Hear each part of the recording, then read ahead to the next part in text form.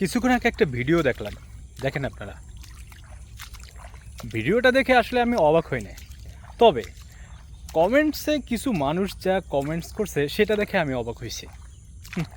তারা হয়তো এদের সম্পর্কে মনে হয় কিছুই জানে না, যে এখন বর্তমান সময়ের যে পার্কগুলো আছে সেই পার্কে যে কী একটা অবস্থা হয় সেইটা মনে হয় এখনকার বাংলাদেশের মানুষ জানেই না।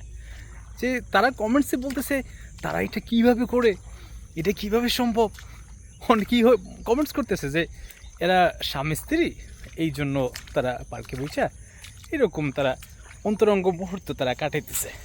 তো ভাই, একজন স্বামী স্ত্রী তারা পার্কে বইসা শিশুকে এরকম পাশে রেখা তারপর তারা এরকম আনন্দ মুহূর্ত সময় কাটাবে, এটা কি আপনার মনে হয়? যারা কমেন্টসে এইসব কথা লিখেন তারা কোন বিবিকে এই যুগে এগুলো যে লেখেন আমি বুঝি না ভাই। বর্তমান সময়ের পার্কের যা অবস্থা, আপনারা কি কিছুটা আন্দাজ করতে পারেন না?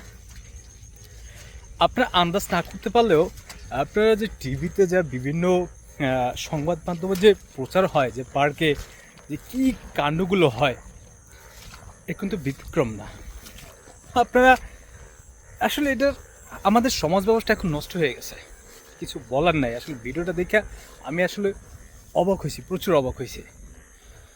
আসলে অবাক না হওয়া পর কি, একটা বাচ্চা ছেলে একটা বাচ্চা মেয়ে হবে, বাচ্চা মেয়ে তার পাশে বইসা মা অন্য পুরুষের সাথে সময় কাটাইতেছে। আপনি চিন্তা করতে পারেন যে কতটা নিকৃষ্ট একটা কাজ। একটা জিনিস, মজার জিনিস কি, অনেকেই কমেন্টসে দেখলাম লিখে যে এরা হয়তো স্বামী স্ত্রী হবে, এই জন্য তারা সময় কাটাইতেছে। আচ্ছা ভাই, সাধারণ একটা কমন সেন্সের বিষয় যে স্বামী স্ত্রী তারা এইরকম সময় কাটাইবে, তাও ওই পার্কে বসে, আর একটা শিশুকে পাশে রেখে, তাও আবার এই যে মহিলা, একটু খেয়াল করে দেখবেন যে সে কিন্তু চিপস দিতেছে হাতে। তো এই হলো অবস্থা। আমি আমার একটু ক্ষেত পরিদর্শন করতে আসছি, দেখেন কি অবস্থা।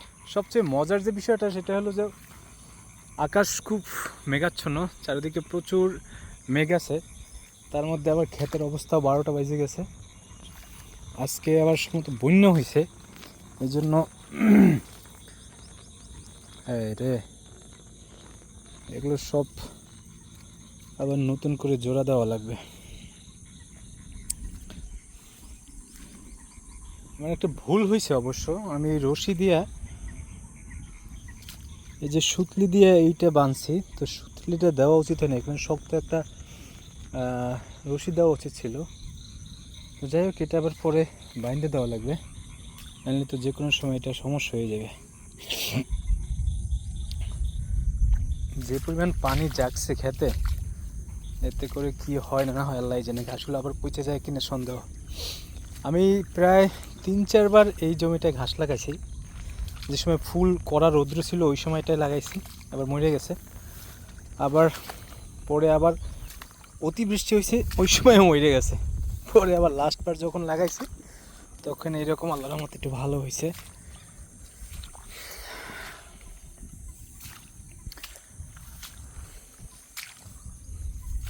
এই হলো ক্ষেতের অবস্থা।